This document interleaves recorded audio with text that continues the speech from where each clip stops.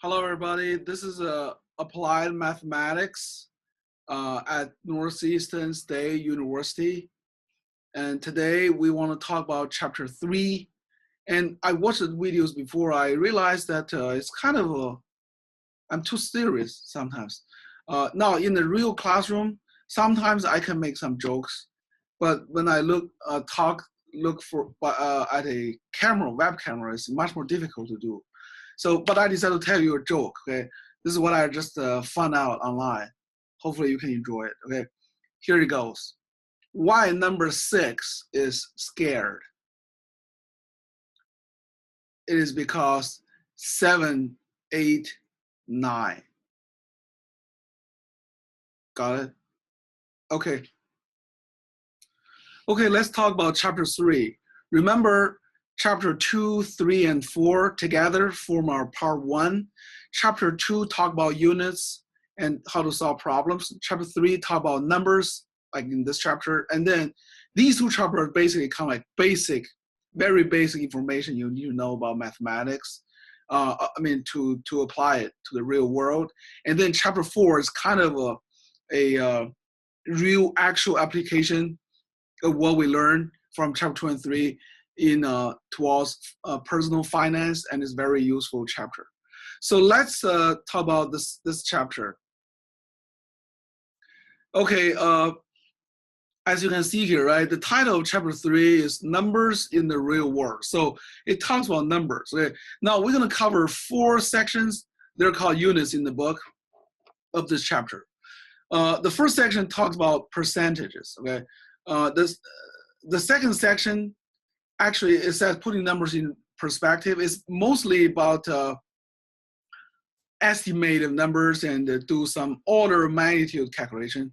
And then the third section talks about uncertainties or errors you must have when you have numbers from the real world. Finally, the last section talk about some sophisticated issues that basically like application of the 3 sections here.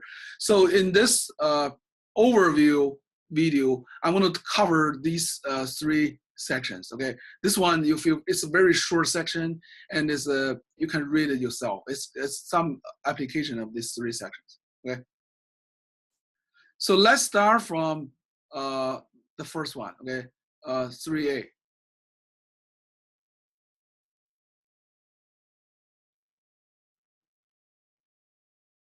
So we want to talk about percentage, okay? Let's start from definition, okay? What exactly do we mean by percentage, okay? Actually, this sign here means nothing but a fraction of 1/100, okay? So maybe let me put it like equivalent, okay? They're equivalent, okay? So let's say if you have something like 30%, essentially this just means 30/100. So it's like basically it equals to 3/10, 3/10, or 0.3. Okay, so 30% is nothing but 3/10 or 0.3 mathematically. Okay, but this sign here is kind of very convenient to have. Instead of writing them in terms of fractions or a number of its decimal places, it's kind of convenient to have. And in some sense, you can view it as kind of like a unit. Okay. Now, what do we need? Why do we need a percentage, or why do we need it for? Okay, essentially, we want to the percentage is very convenient in terms of compare numbers and find the relative difference. Okay.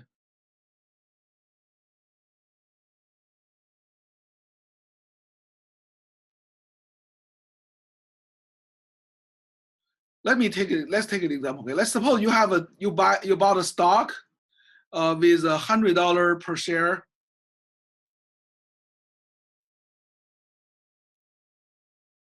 Now you heard that the stock price raised 5%.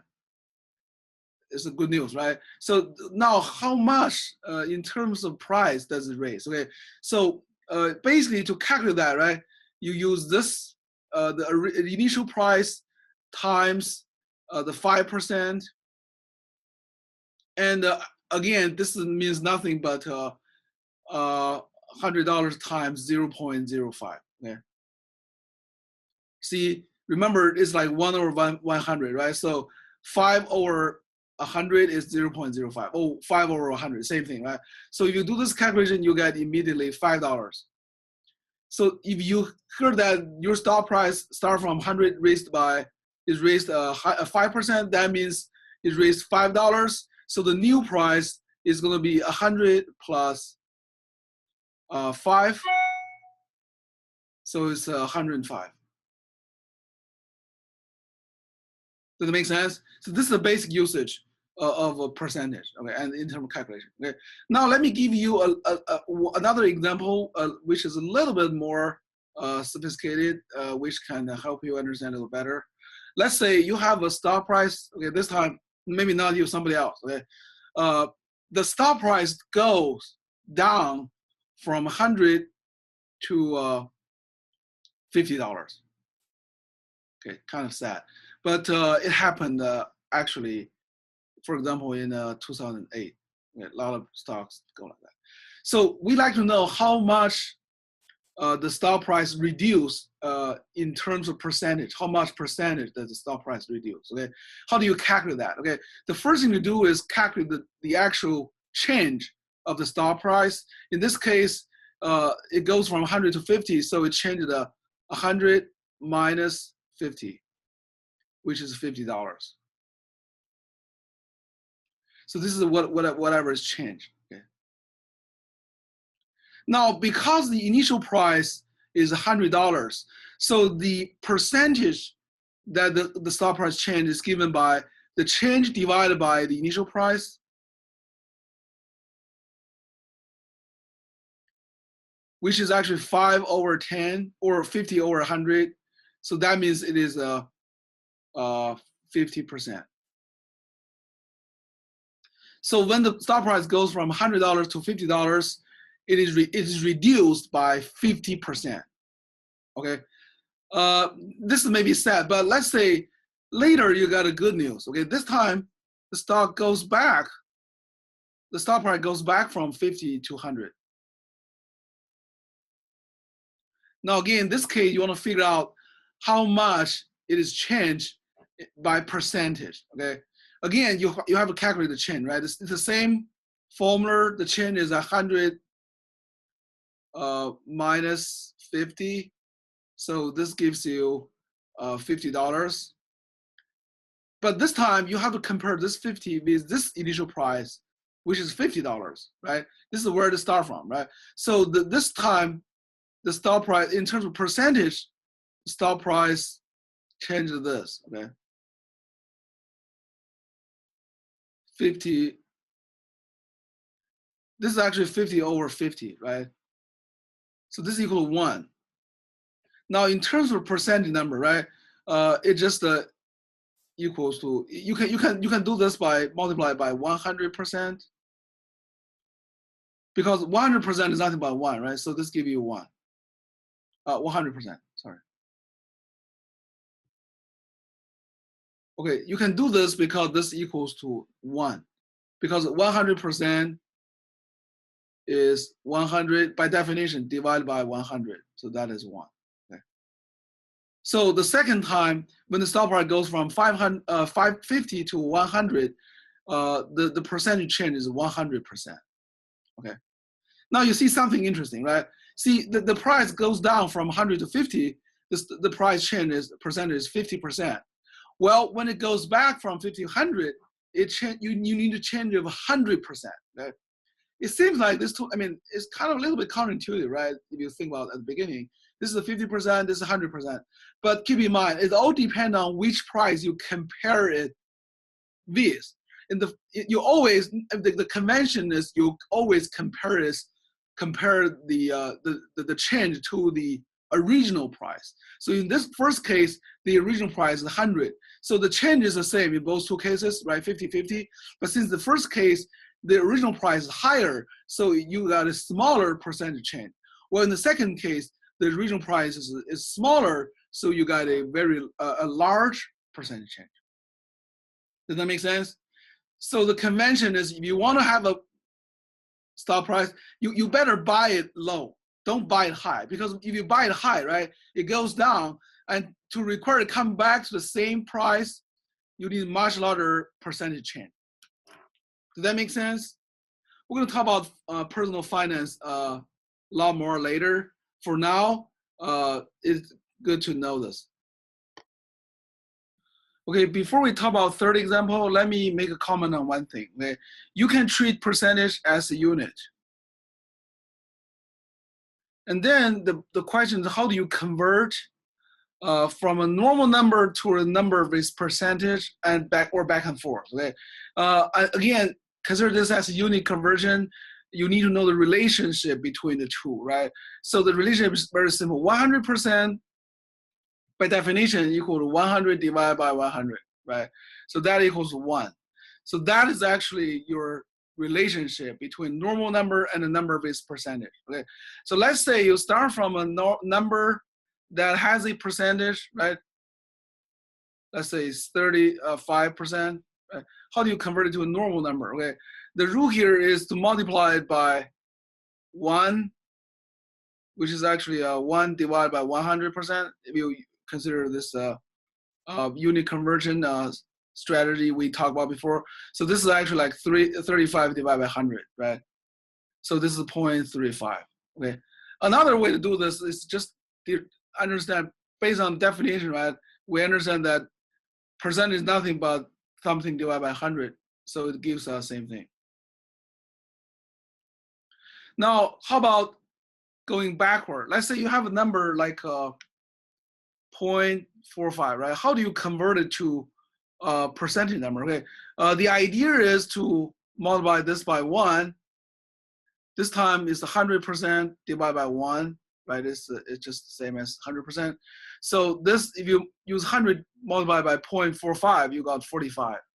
And then you're left with this percentage sign. So this gives you 45%. Okay.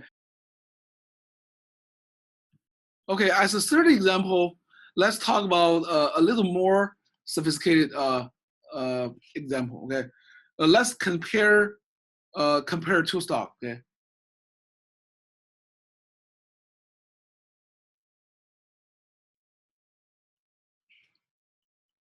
I know a lot of you guys just probably don't buy stocks at all, right? But we're going to talk about personal finance, so I think it's good to use this as an example. Okay, let's consider two stocks. Okay, the first one, stock A, the price goes from 100 to 130. Now stock B, the price goes from $10 per share to $20 per share. Now look at these two prices, right? Which one performed better? Now again, if you don't care about the relative change or percentage change, right? You just look at the actual number, you may feel like the first one is better because see the price is larger than the second one, right? But it does not make sense, okay? And see this change of $30, right? You have a change of $30 here, okay? Well, the second case you have a change of only $10. It seems like the first one changed more than the second one, but it's not right, okay? Now, what really makes sense is you have to look at the relative change or percentage change, okay? How do we calculate that? Okay, again, let's start from A, right? Firstly, figure out the change, which is 30. Okay, change divided by initial price.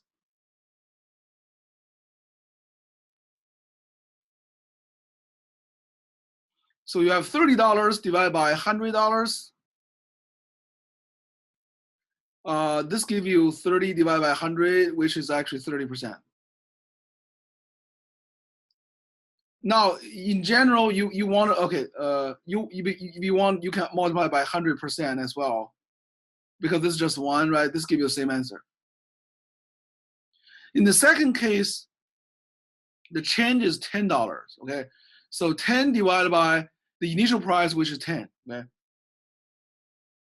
This gives you 1, which is if you multiply by 100%, you got 100%. Again, you can multiply by 100% because this is 1, okay, to get a percent number, okay. Now, if you look at these two numbers, it's pretty clear that the second stock performed much better than the first stock because it increased 100%, okay. Now, if you invest, for example, $10,000, you get $20,000 in the end. Well, if you invest $10,000 in this price, in this stock, you only get, okay, let me write it here, okay. For stock A, if you invested totally 10,000, because they increased 30%, your 10,000 you're going to become 13,000.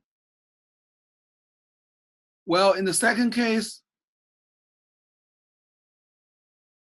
if you invested 10,000, because the percent change 100%, okay, it becomes 20,000. Okay, so certainly the second stock is better than the first. Unfortunately, you cannot use the previous performance to judge the future performance, right? So that's why stock investment is tricky, okay? But anyway, you got the point. At least in this case, you see which one is better. And this finished our discussion of section 3A. Okay, let's talk about section 3B, which is numbers in perspective, okay? Again, let's start from sharing the screen.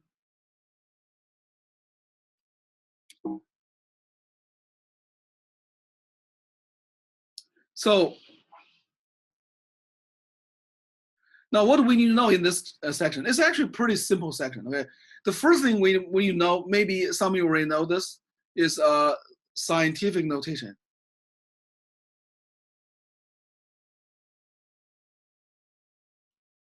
So what is scientific notation? Okay, it is just a convenient way to write down a very large number or very small number. For example, let's say in 1 year your personal income is this. Okay, it's probably not going to happen for most of us, but let's assume that is the case. Okay, you got $100 million in that year. Okay, that's great. Now but this number is large, right? I mean, you have to write a lot of zeros, right? It's kind of inconvenient. And what if you forgot to write 1 0, right? Let's say you write a personal check or something, right? That makes a huge difference, right? So to keep track of all the zeros is kind of difficult, okay? Now, the scientific notation tells you that you can write the same number as 1 times 10 to the 8th. Okay. Here, 10 to the 8th, I mean, this is how we write it in terms of scientific. We use a number between 0 and 10 times a exponential with base 10, okay? So 10 to the 8th is nothing but, this is nothing but 10 times 10 times 10 times 10 times 10 times 10 times 10 times 10, okay? So you multiply 8 tens together, that's, you write like 10 to the 8th. Now, certainly, you multiply 8 times, you got exactly those 8 zeros here. So that's why you write like this number as 1 times 10 to the 8th. And certainly when you write this, right, it saves you a lot of labor in writing those zeros. And also it's much less easy to make mistakes, okay? You just write like 8th power here, okay? Another case, if you have a very small number here, let's say you have a number with a lot of decimal places. Sometimes we need those numbers in our, in work or science, not for money probably, okay? Like, this is a really small number. Again, you have this problem of writing a lot of zeros. Now, how do you write this number concisely? With scientific notation, you can write this like 1 times 10 to the minus 1, 2, 3, 4, 5, 6, 7, okay, 7th, okay? So this 7 here represents the number of decimal places you have. Okay. Now, 10 to the minus 7th essentially means what? Okay. It means 1 over 10, 1/10 times 1/10 times 1/10 times 1/10 times 1/10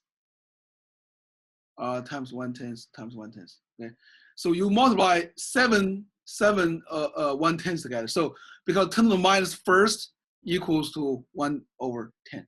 Okay, so 10 to the minus 7, just like 7 of them together, multiply together, and that actually is nothing but 0.1 times 0.1 times 0.1, etc. This gives you nothing but this number right here. That makes sense to you guys? Okay. Now after that, okay, the second part of 3B, let's talk about order of magnitude calculation.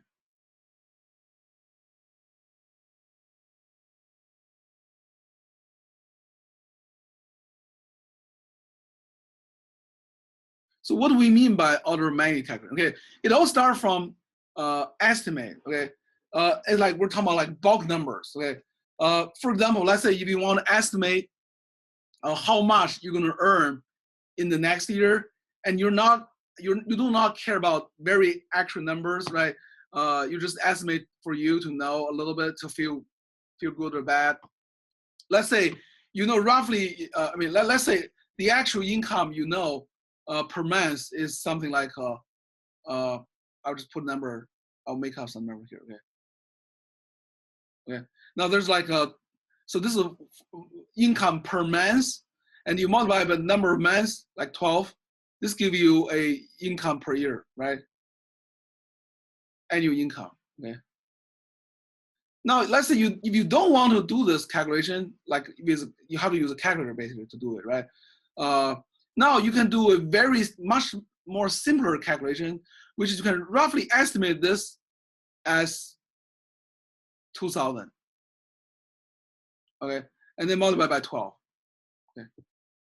Now this some you may already able to do, right? 2 times 12 give you 24, right? So this tells you your annual income is about 24,000. It's not exact, but it gives you a bulk number, right? Now you can even do rougher estimate. Instead of 12, use 10 here, okay? And this gives you 20,000. Now, I mean, compare this and this, right? Okay, maybe let's also calculate this one, the first case as well. If you have actually 1938.6 times 12, you got 23,232. Okay. Now look at these three numbers, right? The bulk, I mean, the order of magnitude calculation like this, right, is much easier to do, right? You can do it easily, and it gives you a bulk part correct, right? All the three numbers are about 20,000, right? So, I mean, this is a little more accurate if you do this way, and it's much more accurate if you do it exact, right? But a lot of purpose, we don't have to know the exact number. This gives you already a rough picture. So this is what we call order of magnitude calculation. It's very useful to do a lot of estimate. The book gives you a lot of examples about estimate and everything. And this kind of calculation is really useful. And it's very easy to do, okay? And that is all we want to talk about for section 2B. Okay, let's talk about section 3C. And let's start from the whiteboard. So section 3C talks about uncertainty, okay, of your numbers. Again, because we're doing applied math, right? So most numbers we have come from the real world. Okay. Now a lot of numbers we have from real world are not exact numbers. There's always a little bit uncertainty or the accuracy in terms of the measurement, in terms of how you get a number. Okay. For example, you measure your height, or let's say you measure your weight, right? Let's say your weight is like you use a scale, a bathroom scale to measure it. You get a digital number out of the scale, right? I don't know. Let's say use me as example. Let's say I got 191 pounds. Okay. Now, this is the number I got from the scale, and actually this number by itself plus the unit tells me, in some sense, it tells me about there's certain accuracy or precision I did in the measurement. Okay, see, this is up to the nearest pound. Okay, I certainly cannot get like this kind of number from a bathroom scale because it does not give you those digits. Okay, it only gives you these digits. it depends on the instrument you have in the measurement that you get a number with different digits. Does that make sense? Now, certainly, I mean, and these numbers we have are called significant figures. Okay?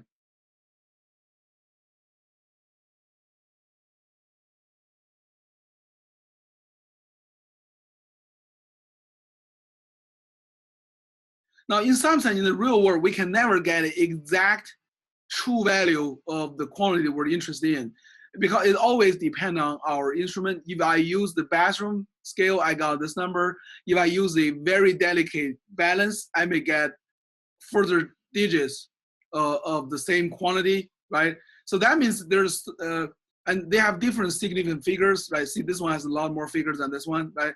That actually means there's certain uncertainty or error in the numbers we talk about, right? Because you can always use a better instrument to get more, but sometimes you don't need that, okay?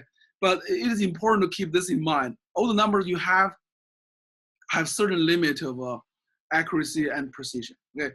Now, significant figure is actually the first thing we want to talk about and we want to explain, okay? It's a very useful idea to keep in mind when you have numbers, we talk about numbers in the real world, okay? As I already explained, the meaning of that is basically just like that, okay? Whatever numbers of digits are significant from the measurement, okay? Now, how do we count the number of six figures, okay? We have a number like this. Basically, we start from counting the six figures from the left, and we'll just count 1, 2, 3, 4, 5. So this number here has 5 six figures, okay?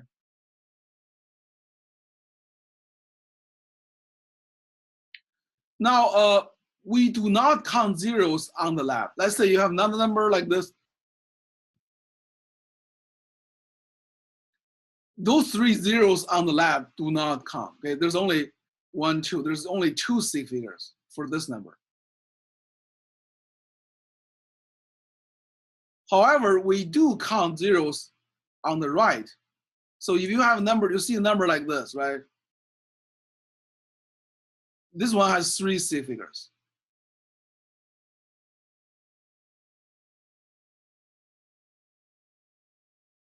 Now you may feel like, that's ridiculous, right? These numbers are same mathematically. It is correct, they're the same mathematically. But the reason that they write an actual 0 here is to remind you that this number is more accurate than this number, probably because the instrument you use in getting this number is better than this one, okay? Even if you got 0 in there, your instrument is still better. You still have more six figures, like this case, right, compared to that case. So it is useful to keep zeros. Sometimes you will see it in books or journals that they do have zeros on the right, okay? So there's a difference between them, okay? Now, what about this number? Let's say there's no decimal place at all. What about a number like 200? How many six figures do we have for this number, okay? If we know the zeros on the left do not count, the zeros on the right, if it's a decimal place, it should count. But it's kind of ambiguous to look at these 2 zeros for the whole number, okay? Is this like 3 six figures, or is just like bulk part of the number we're talking about? It's like 200, roughly 200. It's kind of ambiguous. So instead of writing like this number, a more useful way to write is use scientific notation to write like this. So if you write like this, it has only 1 six figures, so it's 1 six figure, or 1 SF. Now, if you write like this, mathematically it's the same number, but because this 0 on the right of the decimal place, it has 2 six figures.